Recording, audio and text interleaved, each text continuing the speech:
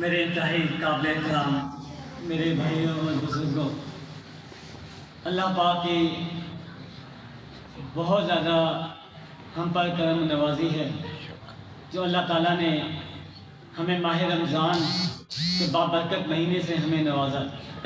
رمضان کا مہینہ وہ بابرکت مہینہ ہے، رحمتوں والا مہینہ ہے، مغفرت کا مہینہ ہے۔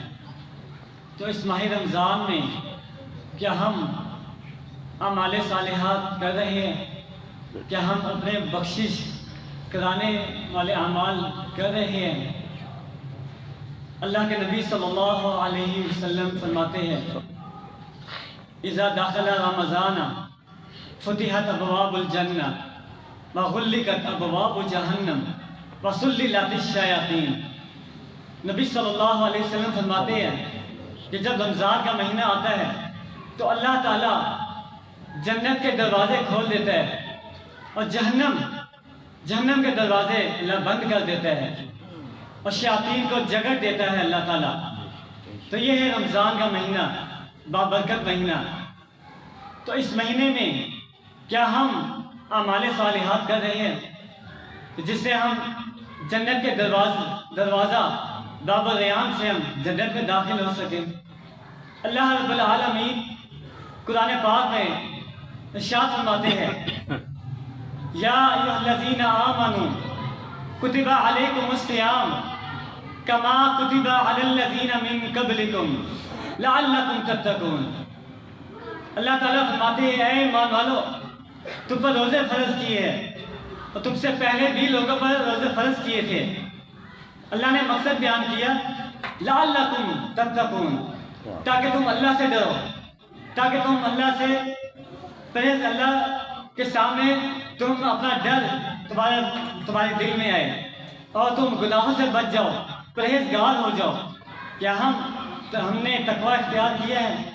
کیا ہم اللہ تعالیٰ سے ڈر رہے ہیں؟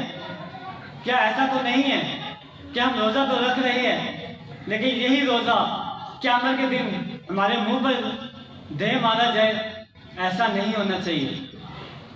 اگر ہم ایمان اور ثواب کی نیت سے اور سنت کے مطابق روزہ رکھیں گے تو وہی روزہ اللہ کے ہاں قابل قبول ہوگا اور یہی روزہ ہمارے لیے پچھلے گناہوں کا کفارہ بنے گا، کیونکہ اللہ کے نبی صلی اللہ علیہ وسلم فرماتے ہیں من صام رمضان ایمانا واحتسابا غفر له ما تقدم من ذنبه۔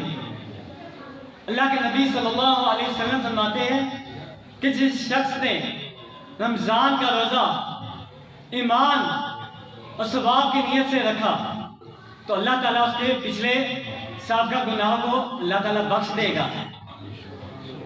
سبحان اللہ، کتنی بڑی فضیلت ہے۔ آپ دیکھیں یہی روزہ ہم نے رمضان سے پہلے غیر رمضان میں جتنے ہم نے گناہ ہم سے سرزد ہوئے، جتنے ہم نے لوگوں کے ساتھ حق تلفی کی، لوگوں کی ہم نے لوگوں کے ساتھ زیادتی کی، لوگوں کے ساتھ لڑائی جھگڑے کیے، گالی گلوچ کی، لیکن جب ماہ رمضان آیا، ماہ رمضان میں آ کر ہم اللہ کے آگے سر سجود ہو کر ایمان اور ثواب کی نیت سے اور سنت کے مطابق جب ہم روزہ رکھیں گے تو انشاءاللہ یہی روزہ ہماری بخشش کا ذریعہ بنے گا۔ اللہ تعالیٰ نے اس ماہ رمضان کا جو مقصد بیان کیا ہے، کیا مقصد ہے؟ تقوی ہم اختیار کریں، اور دوسرا رمضان کا مقصد یہ ہے کہ ہم اس ماہ رمضان میں قرآن پاک کا حق ادا کریں۔ قرآن پاک کا حق ادا کب ہوگا؟ جب ہم قرآن پاک ہم سیکھیں گے، سمجھیں گے، اس پر عمل کریں گے، اسے آگے پہنچائیں گے۔ قرآن پاک کا حق ادا یہ نہیں ہے کہ آپ صرف تراویح کے لیے کھڑے ہو جائے، آپ صرف قرآن پاک کو صرف ہر روز ایک سپارہ ختم کر لیں، یہ حق ادا ایسے نہیں ہوگا۔ حق ادا اسی وقت ہوگا کہ جب آپ قرآن پاک کو پڑھیں گے اور اسے سمجھیں گے بھی، سمجھ کر اس پر عمل بھی کریں گے۔ اور قرآن پاک کا اس ماہ رمضان سے گہرا تعلق ہے، کیونکہ اللہ تعالیٰ فرماتے ہیں شہر رمضان الذی انزل فیہ القرآن۔ اللہ فرماتے ہیں رمضان وہ مہینہ ہے کہ جس میں ہم نے قرآن پاک نازل کیا ہے، ھدی للناس، انسانوں کے لیے ہدایت ہے۔ اس میں اللہ تعالیٰ نے مسلمانوں کو مخاطب نہیں کیا، تمام انسانیت کو مخاطب کیا کہ ہدی للناس، تمام انسانوں کے لیے ہدایت ہے۔ تو یہ ہدایت کی کتاب اسی وقت ہوگی جب ہم تقوی اختیار کریں گے، روزے کا مقصد پورا کریں گے ہم۔ اور اسی طرح ہمارے نبی صلی اللہ علیہ وسلم ماہ رمضان میں سخاوت حد سے زیادہ کیا کرتے تھے۔ حدیث میں آتا ہے کہ نبی صلی اللہ علیہ وسلم جب رمضان کا مہینہ آتا اور جبرائیل علیہ السلام کے ساتھ قرآن پاک کی دہرائی کیا کرتے تھے، اور نبی صلی اللہ علیہ وسلم اس وقت صدقہ خیرات کھل کر کیا کرتے تھے۔ تو کیا ہم بھی ماہ رمضان میں صدقہ خیرات کر رہے ہیں؟ کیا ہم ماہ رمضان میں اللہ کے راستے میں خرچ کر رہے ہیں؟ اگر نہیں کر رہے ہیں تو ہمیں کرنا چاہیے، کیونکہ اللہ تعالیٰ ایمان والوں کی صفات بیان کرتے ہیں۔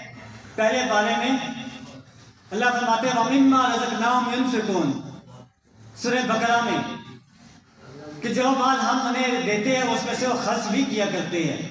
کون لوگ جو ہدایت یافتہ لوگ ہوتے ہیں۔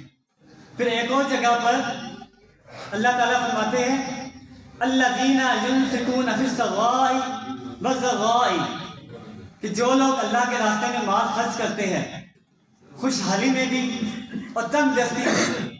ایک انسان خوشحال ہے، اللہ نے اسے وافر مقدار میں مال دیا ہے، وہ اللہ کے راستے میں خرچ کرتا ہے، اور دوسرا انسان جو تنگ دست ہے، جس کے پاس صرف تھوڑی مقدار میں ضرورت کے مطابق مال ہے، لیکن وہ پھر بھی وہ اللہ کے راستے میں خرچ کرتا ہے۔ آخر میں اللہ فرماتے ہیں واللہ یحب المحسنین، اللہ فرماتے ہیں تو ایسے نیک لوگوں کو میں پسند کرتا ہوں۔ اللہ ایسے نیک لوگوں کو پسند کرتے ہیں۔ تو اسی لیے آپ اللہ کے راستے میں خرچ کیجئے، صدقہ خیرات کیجئے۔